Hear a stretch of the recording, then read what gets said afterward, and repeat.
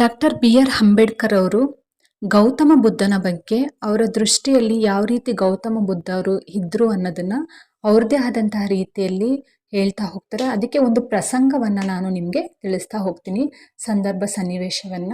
So ಬನ್ನಿ ತಿಳ್ಕೊಳ್ತಾ ಹೋಗೋಣ. ಶಾಕ್ಯರು ತಮ್ಮದೇ ಆದ ಒಂದು ಸಂಘವನ್ನ ಸ್ಥಾಪಿಸಿಕೊಂಡಿರ್ತಾರೆ.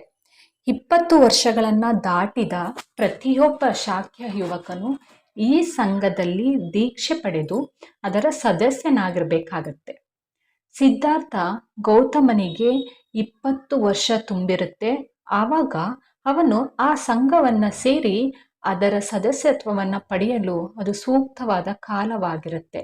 ಆಗ ಶಾಕ್ಯರು ಸಭೆಯನ್ನ ಸೇರಿ ಜಾಗವನ್ನ ಸಂಸ್ಥಾಪಕರು ಎಂದು ಕರೆಯಲಾಗುತ್ತೆ. ಅದು ಕಪಿಲವಸ್ತುವಿನಲ್ಲಿದ್ದು ಸಂಘದ ಅಧಿವೇಶನವು ಆ ಸಂಸ್ಥಾಗರ್ನಲ್ಲಿ ನಡೆಯುತ್ತಿದ್ದಿತ್ತು.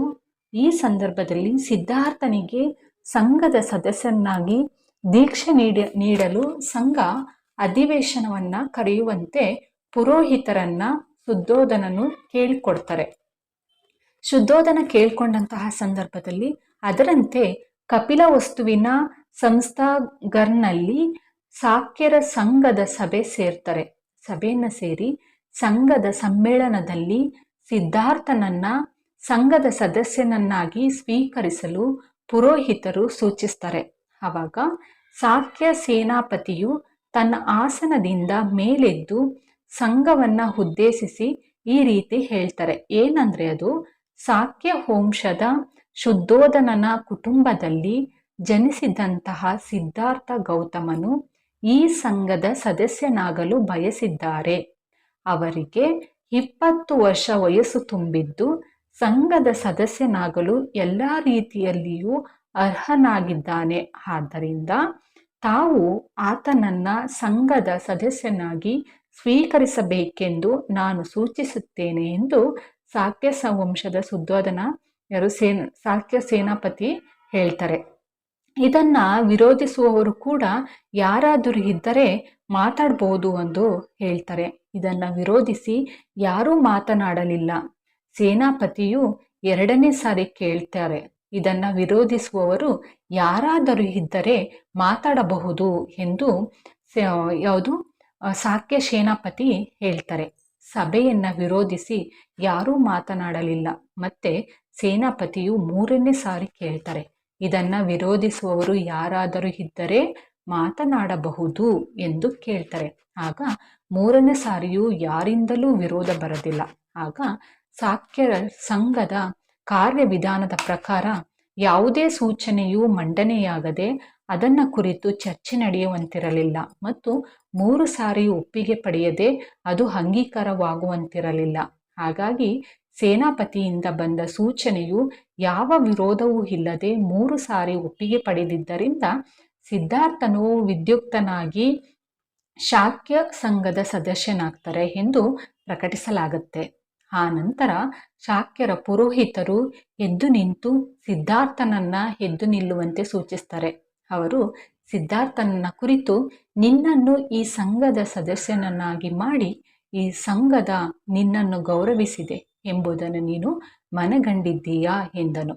ಅದಕ್ಕೆ ಸಿದ್ಧಾರ್ಥನು ಹೌದು ಸ್ವಾಮಿ ಎಂದು ಹೇಳ್ತಾರೆ. ಆಗ ಪುರೋಹಿತರ ಹೇಳ್ತಾರೆ, ಸಂಘದ ಸದಸ್ಯತ್ವದ ಹೊಣೆಗಾರಿಕೆಗಳು ಏನೆಂಬುದನ್ನು ನಿನಗೆ ತಿಳಿದಿದೆಯೇ ಎಂದರು. ಆಗ ಸಿದ್ಧಾರ್ಥ ಹೇಳ್ತಾರೆ, ಕ್ಷಮಿಸಿ ಸ್ವಾಮಿ, ನನಗೆ ಅದು ತಿಳಿಯದು, ಆದರೆ ಅದನ್ನು ತಿಳಿಯಲು ನನಗೆ ಸಂತೋಷವೆನಿಸುತ್ತದೆ ಎಂದು ಸಿದ್ಧಾರ್ಥನು ಉತ್ತರಿಸ್ತಾರೆ.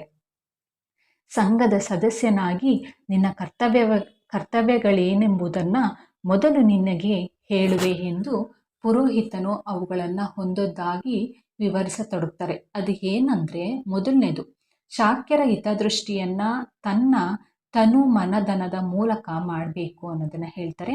2ನೇದು ಸಂಘದ ಸಭೆಗಳಿಗೆ ತಪ್ಪದೆ ಹಾಜರಾಗಬೇಕು. 3ನೇದು ಸಂಘದ ಕಾರ್ಯವಿಧಾನದಲ್ಲಿ ಕಂಡುಬರುವ ಲೋಪದೋಷಗಳನ್ನ ನಿಷ್ಪಕ್ಷಪಾತವಾಗಿ ಹೊರಗಿಡಬೇಕು ಎಂದು ಹೇಳ್ತಾರೆ. 4ನೇದು ನಿನ್ನ ಮೇಲೆ ಆರೋಪ ಮಾಡಿದಾಗ ನೀನು ಕೋಪಗೊಳ್ಳಬಾರದು. ನೀನು ತಪ್ಪು ಮಾಡಿದ್ದರೆ ನೀನು ಅದನ್ನು ಒಪ್ಪಿಕೊಳ್ಳಬೇಕು. ಅದು ಇಲ್ಲವಾದರೆ ನಿರ್ದೋಷಿ ಎಂದು ಹೇಳಬೇಕು ಎಂದು 4 ಕರ್ತವ್ಯಗಳನ್ನು ಸಂಘದ ಸದಸ್ಯನಾಗಿ ನೀನು ತಿಳ್ಕೋಬೇಕು ಅಂತ ಪುರೋಹಿತರು ಹೇಳ್ತಾರೆ. ಪುರೋಹಿತರು ತಮ್ಮ ವಿವರಣೆಯನ್ನು ಮುಂದುವರಿಸುತ್ತಾ ಹೀಗೆ ಹೇಳ್ತಾರೆ, ನಿನ್ನನ್ನು ಸಂಘ ಸದಸ್ಯತ್ವದಿಂದ ಅನರ್ಹಗೊಳಿಸುವ ಕಾರಣಗಳೇನೆಂಬುದನ್ನು ಈಗ ಹೇಳ್ತೇನೆ, ಕೇಳಿಕೊ ಅಂತ ಹೇಳ್ತಾರೆ. ಆಗ ಮೊದಲನೇದು, ನೀನು ಅತ್ಯಾಚಾರ ಮಾಡಿದರೆ ಆಗ ನೀನು ನಿನ್ನ ಸದಸ್ಯತ್ವವನ್ನು ಕಳೆದುಕೊಳ್ಳುತ್ತೀಯಾ. ಎರಡನೇದು, ನೀನು ಕೊಲೆಯನ್ನು ಮಾಡಿದರೆ ನೀನು ಸದಸ್ಯನಾಗಿ ಉಳಿಯಲಾರೆ. ಮೂರನೇದು, ನೀನು ಕಳ್ಳತನ ಮಾಡಿದರೆ ಸಂಘದ ಸದಸ್ಯನಾಗಿ ಉಳಿಯಲಾರೆ. ನಾಲ್ಕನೇದು, ನೀನು ಸುಳ್ಳು ಸಾಕ್ಷ್ಯ ಹೇಳಿದರೆ ನಿನ್ನ ಸದಸ್ಯತ್ವವನ್ನು ಕಳೆದುಕೊಳ್ಳುತ್ತೀಯಾ ಎಂದು ಪುರೋಹಿತರು ಸಂಘದ ಸದಸ್ಯತ್ವದ ಹೊಣೆಗಾರಿಕೆಯನ್ನು ಅವರು ತಿಳಿಸ್ತಾ ಹೋಗ್ತಾರೆ. ಆಗ ಸಿದ್ಧಾರ್ಥನು ಹೇಳ್ತಾನೆ, ಸ್ವಾಮಿ, ತಾವು ಶಾಕ್ಯದ ನಿಯಮಗಳನ್ನು ಹೇಳಿದ್ದಕ್ಕಾಗಿ ನಾನು ನಿಮಗೆ ಋಣಿಯಾಗಿದ್ದೇನೆ. ನಾನು ಆ ನಿಯಮಗಳನ್ನು ಅಕ್ಷರಶಃ ಮನಪೂರ್ವಕವಾಗಿ ಪಾಲಿಸಲು ನಾನು ಶಕ್ತ ಮೀರಿ ಯತ್ನಿಸುತ್ತೇನೆ ಎಂದು. ತದನಂತರ ಅಲ್ಲಿ ಒಂದು ಪ್ರಸಂಗ ಬರುತ್ತೆ. ಅಂಬೇಡ್ಕರ್ ಅವರು ಅವರ ದೃಷ್ಟಿಯಲ್ಲಿ ಏನು ಹೇಳ್ತಾರೆ ಅಂದರೆ, ಡಾಕ್ಟರ್ BR ಅಂಬೇಡ್ಕರ್ ಅವರು ಅವರ ದೃಷ್ಟಿಯಲ್ಲಿ ಭಾರತದ ಚರಿತ್ರೆ ಎಂದರೆ ಬೌದ್ಧ ಧರ್ಮ ಮತ್ತು ಬ್ರಾಹ್ಮಣ ಧರ್ಮಗಳ ನಡುವೆ ನಡೆದ ಸಂಘರ್ಷ. ಗೌತಮ ಬುದ್ಧ ಸನ್ಯಾಸಿಯಾಗಲು ಪ್ರಮುಖ ಕಾರಣವೆಂದರೆ ಶಾಕ್ಯರಲ್ಲಿ ಸಂಘ ಹೊಂದಿತ್ತು. 20 ವರ್ಷ ತುಂಬಿದ ಶಾಕ್ಯ ಯುವಕರೆಲ್ಲ ಈ ಸಂಘಕ್ಕೆ ಕಡ್ಡಾಯವಾಗಿ ಸದಸ್ಯರಾಗಬೇಕಿತ್ತು. ಅದರಂತೆ ಸಿದ್ಧಾರ್ಥನು ಈ ಸಂಘದ ಸದಸ್ಯನಾದನು. ಈಗ ನಾನು ಏನು ನಿಮಗೆ ತಿಳಿಸಿದ್ದೆ ಅದ್ರ ಬಗ್ಗೆ ಅವರು ಹೇಳ್ತಾ ಹೋಗ್ತಾರೆ. ಹಾಗೆ ಒಂದು ರೀತಿಯಾದಂತಹ ಒಂದು ಪ್ರಸಂಗ ಬರುತ್ತೆ. ಏನದಂದರೆ, ತುಸು ಕಾಲ ನಂತರ, ಕೆಲವು ಕಾಲದ ನಂತರ ಶಾಕ್ಯ ರಾಜ್ಯದ ನೆರೆ ರಾಜ್ಯ ಕೋಲಿಯಾದ ನಡುವೆ ಹರಿಯುತ್ತಿದ್ದ ರೋಹಿಣಿ ನದಿಯ ನೀರಿನ ಹಂಚಿಕೆ ವಿಷಯದಲ್ಲಿ 2 ರಾಜ್ಯಗಳ ನಡುವೆ ಘರ್ಷಣೆ ಆಗ್ತಿರುತ್ತೆ. ಆ 2 ರಾಜ್ಯಗಳ ಜನರು ರೋಹಿಣಿ ನದಿ ನೀರನ್ನು ತಮ್ಮಲ್ಲೇ ಉಳಿಸಿಕೊಳ್ಳಲು ಯುದ್ಧ ಮಾಡಲು ಮುಂದಾಗ್ತಾರೆ. ಈ ವಿಷಯದ ಶಾಕ್ಯ ಸಂಘದ ಮುಂದೆ ಬರುತ್ತೆ. ಆಗ ಶಾಕ್ಯ ಸಂಘದ ಸದಸ್ಯರು ಕೋಲಿಯಾದ ವಿರುದ್ಧ ಯುದ್ಧ ಸಾರಲು ಮುಂದಾಗ್ತಾರೆ. ಆಗ ಸಿದ್ಧಾರ್ಥ ಆ ಯುದ್ಧವನ್ನು ವಿರೋಧಿಸುತ್ತಾರೆ. ಸಂಘದ ತೀರ್ಪಿಗೆ ವಿರುದ್ಧವಾಗಿ ನಿಂತ ಸಿದ್ಧಾರ್ಥನಿಗೆ ಶಾಕ್ಯ ಸಂಘವು ಶಿಕ್ಷೆ ವಿಧಿಸಲು ಮುಂದಾಗಿ 3 ವಿಧದ ಶಿಕ್ಷೆಗಳನ್ನು ವಿಧಿಸುತ್ತದೆ. ಮೊದಲನೇದು ಏನಪ್ಪ ಅಂದರೆ, ಸೈನ್ಯ ಸೇರಿ ಎಲ್ಲರಂತೆ ಯುದ್ಧ ಮಾಡುವುದು. ಎರಡನೇದು, ಗಡೀಪಾರು ಇಲ್ಲವೇ ಬಹಿಷ್ಕಾರ ಮಾಡುವುದು. 3, ಜೀವಾವಧಿ ಶಿಕ್ಷೆ ಅಥವಾ ಮರಣದಂಡನೆಯನ್ನು ವಿಧಿಸುವುದು. ಈ 3 ಶಿಕ್ಷೆಯನ್ನು ವಿಧಿಸ್ತಾರೆ. ಆಗ ಇವುಗಳಲ್ಲಿ ಒಂದು ಶಿಕ್ಷೆಯನ್ನು ಆಯ್ದುಕೊಳ್ಳುವಂತೆ ಸೂಚಿಸುತ್ತಾರೆ. ಆಗ ಸಿದ್ಧಾರ್ಥ ಈ 3 ಶಿಕ್ಷೆಗಳಲ್ಲಿ ಗಡೀಪಾರಿನ ಶಿಕ್ಷೆಯನ್ನು ಒಪ್ಪಿಕೊಳ್ಳುತ್ತಾನೆ. ಆ ನಂತರ ಸಿದ್ಧಾರ್ಥ ಸನ್ಯಾಸಿ ಆದನು ಎಂದು ಹೇಳುತ್ತಾ ಇತಿಹಾಸಕಾರರ ಮೂಲ ಕಥೆಯನ್ನು ಬಿಟ್ಟು ಕಟ್ಟುಕಥೆಯನ್ನು ಹೆಣೆದು ಇಡೀ ಚರಿತ್ರೆಯನ್ನು ತಿರುಚುವ ಪ್ರಯತ್ನ ಮಾಡಿದ್ದಾರೆ. ನಾನೊಬ್ಬ ಚರಿತ್ರಕಾರನಾಗಿ ಆಳವಾದ ಅಧ್ಯಯನ ಸಂಶೋಧನೆಯಿಂದ ಈ ವಿಷಯನ ಶ್ರುತಪಡಿಸಿದ್ದೇನೆ ಎಂದು ಅಂಬೇಡ್ಕರ್ ಅವರು ಹೇಳ್ತಾ ಹೋಗ್ತಾರೆ.